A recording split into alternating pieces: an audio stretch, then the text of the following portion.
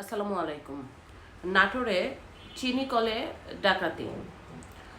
আজ রবিবারে ভোরে নাটোরে সেই চিনিকল কারখানায় একদল ডাকাত মিনি ট্রাক নিয়ে আসে এবং আসার পরে ওইখানকার যে নিরাপত্তা বাহিনী ছিল তাদেরকে বেঁধে চিনিকলের যত মালামাল আছে সব ট্রাকে করে নিয়ে যায়।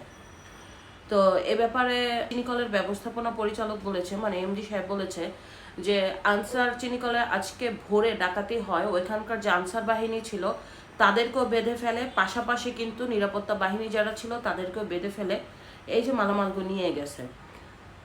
তো এখন পুলিশ ইতিমধ্যে নিরাপত্তা কর্মীদের আটক করেছে এবং তাদেরকে জিজ্ঞাসাবাদ করছে যে আসলে কিভাবে কি ঘটনা ঘটলো। নাটোর জেলা পুলিশ সুপার বলেছে, আমরা খুব শীঘ্রই ঘটনা তদন্ত করে দোষীদের অ্যারেস্ট করব এবং আইনের আওতায় নিয়ে আসবো।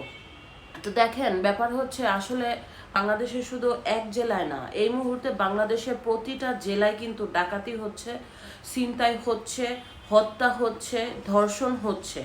বাংলাদেশে পুলিশ প্রশাসন কিন্তু এখন নীরব ভূমিকা। এক বছরে বাংলাদেশ পুলিশের যতটা অবনতি হয়েছে এতটা অবনতি কিন্তু বিগত কোনো সরকারের অধীনেই দেখা যায়নি। আরেকটা বিষয় হচ্ছে সেনাবাহিনীদের তো ম্যাজিস্ট্রেসি পাওয়ার দেওয়া আছে। সেনাবাহিনী কিন্তু ম্যাজিস্ট্রেট পাওয়ারের ক্ষমতা রয়েছে, যে কাউকে ধরে সাথে সাথে তাদেরকে সাজা দিতে পারে। তো সেনাবাহিনী পুরো বাংলাদেশ ব্যাপী কি করছে, এক্ষেত্রে তো সেনাবাহিনীর ভাবমূর্তি ডে বাই ডে কিন্তু নষ্ট হয়ে যাচ্ছে। বাংলাদেশের মানুষ এই মুহূর্তে কাকে বিশ্বাস করবে? যারা সরকারে বসে আছে তাদের শুধু হচ্ছে আওয়ামী লীগ নিধন করো, এবং যেই কোনো নিরাপত্তার বিঘ্নিত ঘটলে বলে আওয়ামী লীগ করেছে, পুলিশ কাজ করছে না। তো পুলিশ কাজ করছে না, আপনারা সরকারে বসে আছেন কেন ভাই? পুলিশ কাজ করে না, আপনারা তো সরকারে আছেন, পুলিশ কেন কাজ করবে না? তাহলে ওইভাবে নিয়ন্ত্রণ করেন। সেনাবাহিনীদের ম্যাজিস্ট্রেসি পাওয়ার দিচ্ছেন, ম্যাজিস্ট্রেসি পাওয়ার থাকা সত্ত্বেও পুরো বাংলাদেশ ব্যাপী ডাকাতি, ছিনতাই, হত্যা, ধর্ষণ, খুন, রাহাজানি, এগুলি আপনার চাঁদাবাজি, দুর্নীতি বন্ধ করতে পারছেন না। কিছু হলেই শেখ হাসিনার কথা বলে থামায় দেওয়া হচ্ছে। শেখ হাসিনার অধীনে কিছু হলে বলতো বিএনপি জামাত, কিন্তু শেখ হাসিনার অধীনে একটা জিনিসের নিরাপত্তা ছিল, ডাকাতি কমে গেছিল, ছিনতাই কমে গেছিল, ধর্ষণ তুলনামূলক এখনকার থেকে অনেক অনেক কম ছিল, অনেক কম ছিল। শেখ হাসিনার শুধু দোষ ছিল বাংলাদেশের মানুষের ভোটের অধিকার কেড়ে নিয়ে গণতন্ত্র ধ্বংস করছে। আর অনেক লোক মানে এই যে টাকা পাচার করেছে বিদেশে, এবং তারা একনায়কতন্ত্র প্রতিষ্ঠা করেছে, কিন্তু এছাড়া বাংলাদেশের জনগণকে কিন্তু তারা সঠিক নিরাপত্তা দিয়ে আসছে। বর্তমান বাংলাদেশের অবস্থা, এই যে সরকারকে বলা হয়, সরকার তো এই কান দিয়ে ঢুকে এই কান দিয়ে বের করে। সরকারের কাজ হচ্ছে কিভাবে আওয়ামী লীগ নিধন করবে। আওয়ামী লীগ তো নিধন হয়েই গেছে। আপনারা যদি এক বছরে সাধারণ মানুষের নিরাপত্তা দিতেন, এক বছরে যদি বাংলাদেশে হত্যা কমে যেত, ডাকাতি কমে যেত, ধর্ষণ কমে যেত, তাহলে তো বাংলাদেশে এই সরকার, শেখ হাসিনা সরকার আগামী 50 বছর আসতো না।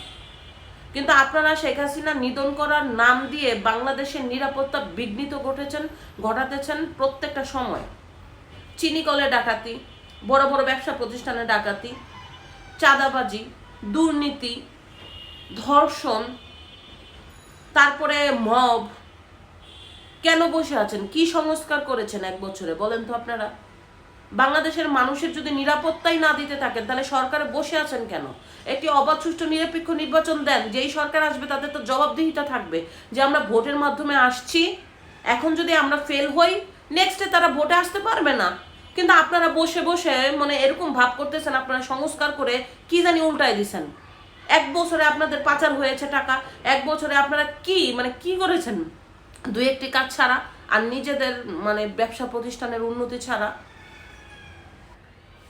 প্রত্যেকটা উপদেষ্টার মধ্যে ম্যাক্সিমাম হচ্ছে ডুয়েল সিটিজেন, তারা বিদেশি নাগরিক। তারা বাংলাদেশের বাংলাদেশের মানুষের ভিতরের আকাঙ্ক্ষা বুঝে, বাংলাদেশ কিভাবে নিরাপত্তা দিতে হবে তারা কিভাবে বুঝে। শুধু এনজিও সরকার করে বাংলাদেশটাকে এতটা জঘন্যতম জায়গায় নিয়ে আসছেন, এর কৈফিয়ত একদিন আপনাকে দিতে হবে, আজ অথবা কাল। শেখ হাসিনা যেমন এখন দিচ্ছে, আপনাদেরকে পরবর্তীতে দিতে হবে। ভাইবেন না যে আপনারা একবার স্থায়ী বসে গেছেন, নামতে আপনাদের হবে আজ অথবা কাল। ধন্যবাদ।